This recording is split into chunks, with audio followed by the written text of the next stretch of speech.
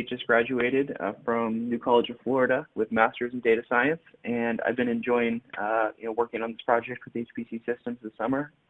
It was my first time working with them, and I would 10 out of 10 do it again. It was a great time. So here we go. I think the first thing we got to do is a poll, right? So people think a computer can detect the tone or sentiment in a text sample.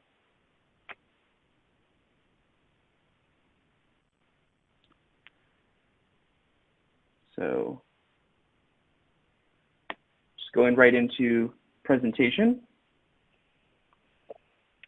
I think it's important before really discussing the project to talk about what the data consists of. So most of this was dealing with filings, SEC filings, and these are required reports that have to be submitted every quarter, and the big one every year, the 10K, for companies that have stock traded publicly.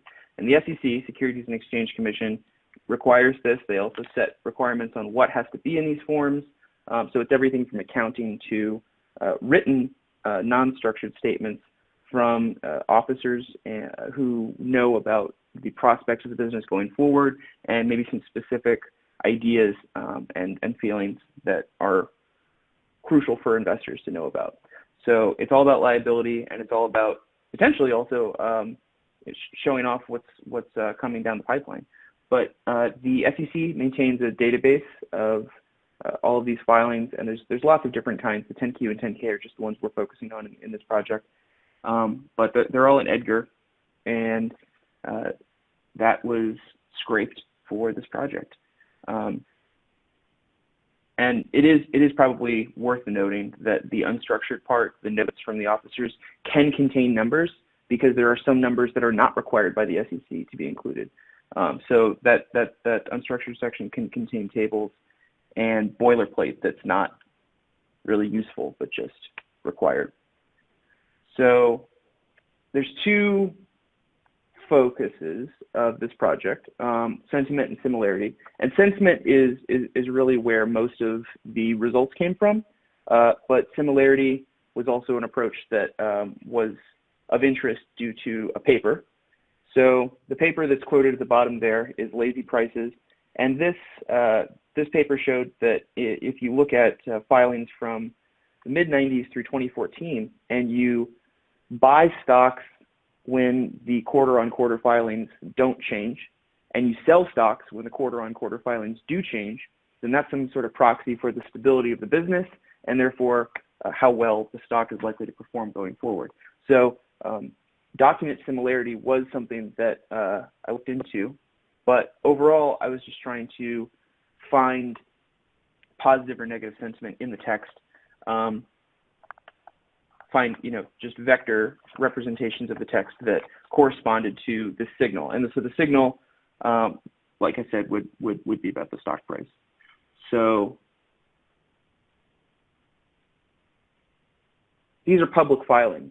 So the real benefit that we get out of doing this with a computer, as opposed to just continuing to have people look at it, and people should always look at it, but it's gross. This is just a small fraction of one section of a 10Q, which is the smaller form. And the one on the left is from one, and the one on the right is from another. These each probably represent about 10% of one section. So you're probably looking at 20 or 30 pages in the short form, hundreds in the long form. It's these are books, and if you're an analyst, then you are oftentimes assigned to a whole industry, not just a single company. Sometimes you are assigned to a single company, but it's a lot to keep track of, and the more data they create, the longer it gets, and every day they're creating more data, and all the time regulators are asking for more data to be disclosed. So this is the benefit, is being able to aid human being extraction of information to really help them know where to look. This is visually what we're looking for. This is sort of the subjective validation of the sentiment approach. So stock price is the proxy for sentiment. The way I did this was by taking the date on which the filing was released and then going ahead to the end of the fiscal quarter and saying if the stock price went up by then, it's a 1, if not, it's a 0. And I also did that not just for absolute price change, but for relative percent change compared to the S&P 500. But as you can see on the left, here's a stock that went up in the quarter immediately following its filing release. And the text says, we have concluded that although an adverse final judgment is possible, such a judgment is not probable. That sounds a little circular, but basically we're saying it could be bad, but in our best opinion, it won't be. Axos Financial, which, you know, it's a red box, so it's got to be bad, right? But it's going flat, so it didn't go up, really. It might have gone down a little bit following its filing release, but the reason this was labeled as 0 is because it didn't go up. And since claimants seek substantial or indeterminate damages, it is not possible to reasonably predict. We don't know how bad it's going to be.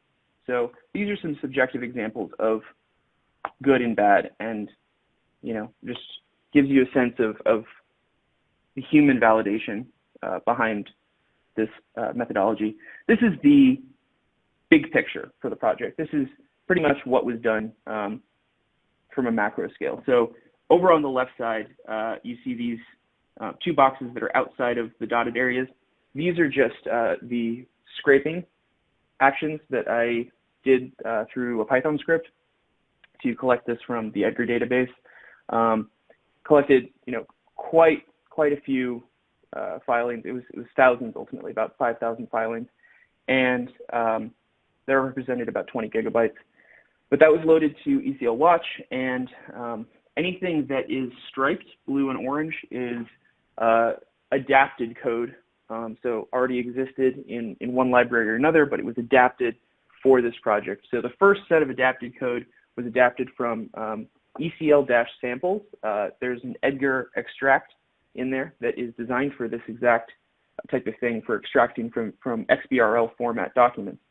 And then all of the orange boxes are code that I wrote personally, so cleaning the HTML, preparing it for use in the text vectors model. The text vectors model expects a list of sentences, so the idea was to extract from XBRL, clean it up, push the text together, and then separate the sentences while still keeping the labels attached so that you could do analysis on those sentences. And then using whatever model was of interest to try and perform the analysis. So the main ones that were focused on were binomial logistic regression. Support vector machines were examined, but ultimately the focuses were binomial logistic regression and the classification forest method in the learning trees package, which is just random forests. And so this particular pipeline shows the sentence model. So literally just taking sentences and assigning labels to the sentences and modeling on the sentences. Ultimately, there were 3 ways done. There was a sentence, and then document. So the sentences were assumed to have the sentiment that the entire document had, and then the document sentiment was predicted. That didn't work out so well. Then there was similarity, which was, once you have the document vectors, just doing similarity calculations through cosine similarity, and slightly modified versions of that, and trying to use that number as a proxy to predict the sentiment label. And then finally, taking all of the sentence vectors for a given document and collapsing them together by averaging them, and then using that single document vector to predict the labels. That was ultimately the really successful method. But this shows the sentence document method a little bit. This kind of shows you what I mean by sentence document. So each sentence was assigned to a label. It was predicted. Once the sentence was predicted, those sentence predictions for a document were averaged, and then that number was used to predict on the document. Like I said, didn't work out so well. But in these charts over here, each bar is going to be an individual model. And so on the x-axis, those are all industry sectors for stocks. You're not necessarily able to read that here, but it says things like healthcare, finance, basic materials. And then down here, it gives you another kind of subjective human view of how well the text model is performing. So we expect to be profitable next quarter. I wrote that. And the company expects these costs to be incurred within the next year. So expects is in the first two results. So at least there's some word recognition going on. Conceptually, it's not necessarily there yet, but this is a model that was only trained on SEC filings. And generally in NLP, you get better results by training on broad English and then having the second stage of training fine-tune on subject matter. That's absolutely something I'd like to do in the future. And then the second example shows two sentences that are identical returning for this one, which is an indication of the fact that although we're getting good results and doing some good analyses, there's still some things to clean up. There's some redundancy, and there may be some boilerplate that we need to consider removing. But this is really the important result. This is the document sentiment. So this is the result of averaging all of the sentence vectors for a document together to get one document vector and using that as the independent variable with the sentiment label as the value to predict on. And this again gives a chart of how, or a diagram of how this is really done. So multiple sentence vectors averaged to a single document vector. There's a document prediction and a document actual. And then down here on the bottom left is just kind of a fun thing to look at. I didn't do a lot with feature importance, but I wanted to at least run it. So this is feature importance for the classification forest document sentence model or sentiment model. And it does show which features are most important, but on the right there you see uses. And this is effectively the fact that these are abstract embeddings. These are nonlinear embeddings. So each feature, rather than being representative of something human interpretable, is just a dimension in space that allows text information to be embedded. So we can't necessarily say that the third dimension corresponds to nouns or a certain type of topic or good or bad sentiment. We might be able to go in and do a clustering job and find that a number of things we subjectively have these properties fall in some of these categories. But it's worth noting that with 124 uses in that first row, that means you have the number, or you have the first dimension, which is 0 to 1, broken into 124 pieces by this random forest. So even if we could decide what that's for, it'd be hard to say exactly what all the breakpoints are significant of. But again, the PODE, which is really the main metric that was used in this is a metric of how much better the accuracy is than naive selection. And so POD is better than a random selection of label. PODE is better than the most common label. So if you are getting a non-zero PODE, that means that you are basically doing better than just selecting the most common item, and you're getting some signal. You have some determinative value. It's not perfect, but it is 1/5 for many of these. It's about 0.15 to 0.2 PODE. So there is signal getting extracted from this approach, and that was pretty exciting. Again, those are all divided by industry sector. So there's some immediate or future uses. Before doing the modeling, there's information extraction, and some of that information is numerical. Obviously, we were working with the text data, but just the numerical data can be immediately streamed for anybody who wants to look up specific facts or aggregate them into other statistics for use.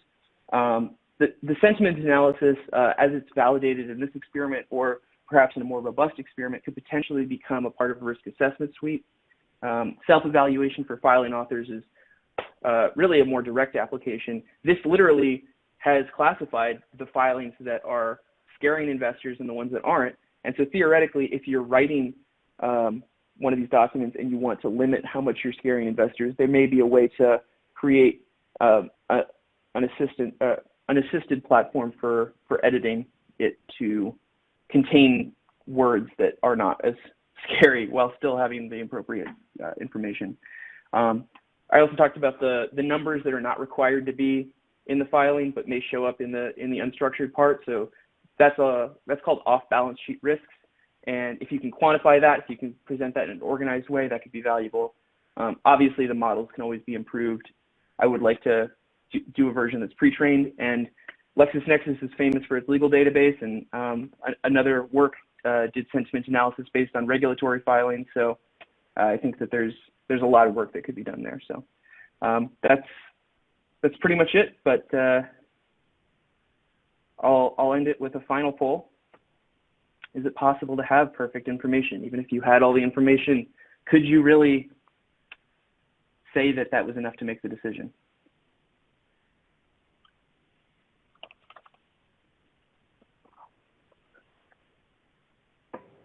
So. All right, Matthias, thank you so much. Thank you, Bob. I'll let you go ahead and take a look. There's a couple of questions from our audience, and so you can take a look at that. And before we dive into that, let me go ahead and review the results from the first poll. And it appears that we have a very savvy audience. Your first question, can a computer detect the tone or sentiment in a text sample? And we had 100% answering yes. All right, so right. I hope they were correct, right, Matthias? Well, the point of this is to ask yes or no questions that are really trick questions, right?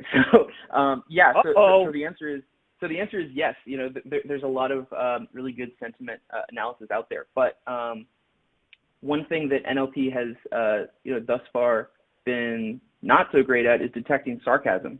So there are nuances, and certainly it depends on what it is trained for and what the context of the person is. The answer is yes, I agree, but with reservations.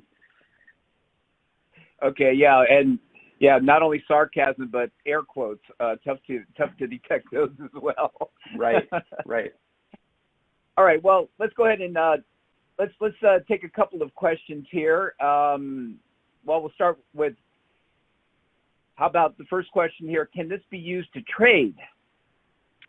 That's a great question. So before I answer that, generally I think it's good to lead this with, you need to have suitable backtesting, and you need to, you know, statistically validate the things before you can advise people to use these approaches. So I don't think that I used enough data to say to, you know, a set of institutional investors, you know, this is what your risk is with this confidence interval, which is what I would want to do if I was to say in a professional setting you could trade with this. Now, what you're really asking is, did I try to? So I looked at the results. There are some filings I had that were from the most recent quarter, and the quarter hadn't ended yet, but I could still get trading data up to the date that I was quoting. So I ran the model that had run the best, the classification forest model, and there were 14 filings in the most recent quarter in the data set I had, and it flagged 8 of those as buys, as positive. And of those 8 out of the 14, in about a month of trading, yeah, they each returned about 10% on average, which is definitely outsized for a month. But going back to the finance piece, you have to be sure that it's not a biased sample. And turns out that this is one of the really fast V-shaped recoveries that we're experiencing. This is, you know, maybe a period in time where a lot of stocks are going up fast, and you have to be careful about making those kinds of statements. So I would love to make that statement. It was a tantalizing result, but I don't think I will be selling it as a product anytime soon. Yeah, because it's so dependent on the data, as you said. I mean, that's one of the most important things in machine learning, that if you have a good sample, you'll get good results. You have a bad sample, the contrary. Right. That doesn't mean we don't try. Yeah. Hey, another question we had was, and I guess this is kind of a broad one, but it says, how fast does this run? Right. So I'd like to have more specific answer to this. You know, I'd really like to be able to give you kind of a big O kind of answer, but rather, I think that the best answer is that it analyzed 20 gigabytes of XBRL files and turned them into 50,000 sentence vectors. So 20 gigabytes into 50,000 sentence vectors in about 4.5 minutes, 5 minutes, which, considering that's not just taking raw text to the word model. That's extracting from XBRL, that's parsing it down, that's cleaning out any leftover HTML that was parsed badly the first time, and then separating the text into sentences, and then loading it into the text vectors model to get the embeddings. And all of that is 4.5 minutes.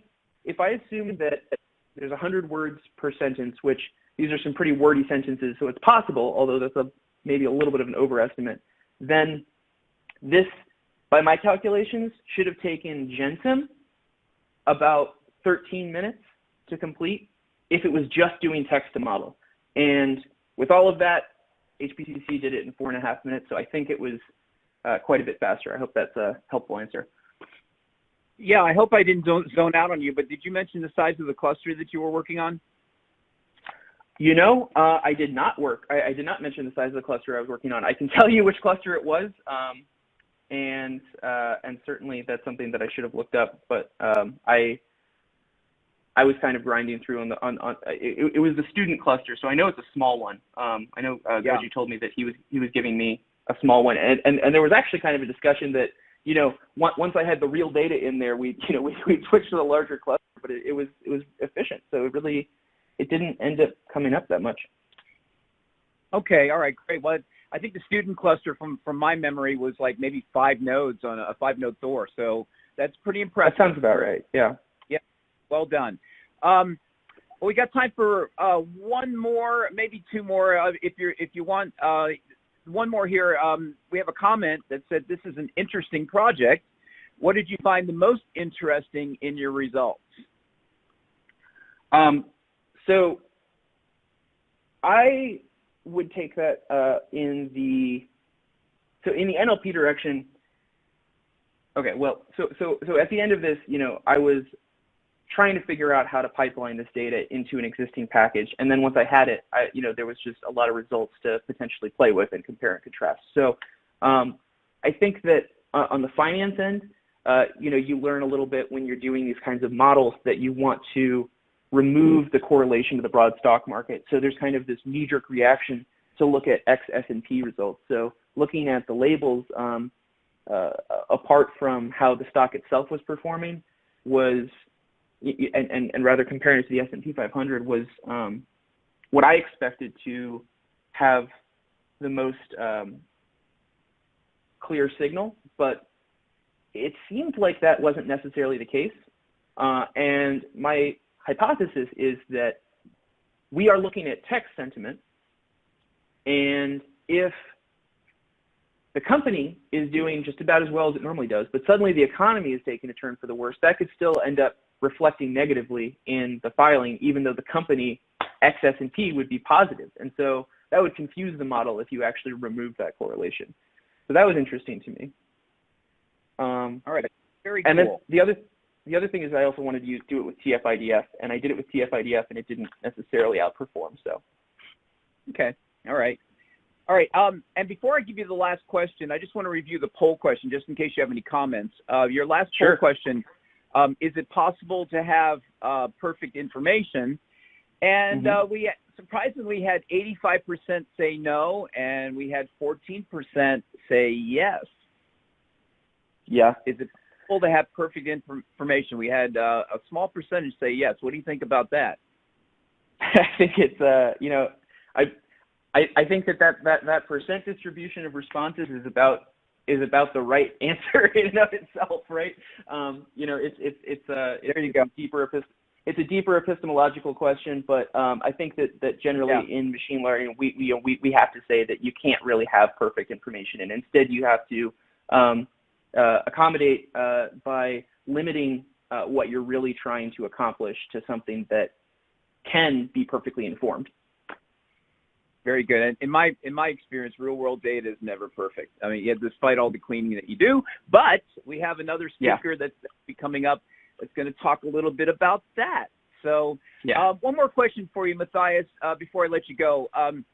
Did you make any code changes to the text vectors bundle, the shipping ECL text vectors bundle from HPCC? And if so, what changes did you make? Sure. So in general, you know, the text vectors bundle was just, you know, my go-to tool. I didn't change the text vectors bundle. I did find that it didn't already have a TF-IDF weighting method, and so I did write a TF-IDF weighting method that should be generalizable. Cool. Yeah. Very, very good. Thank you. All right.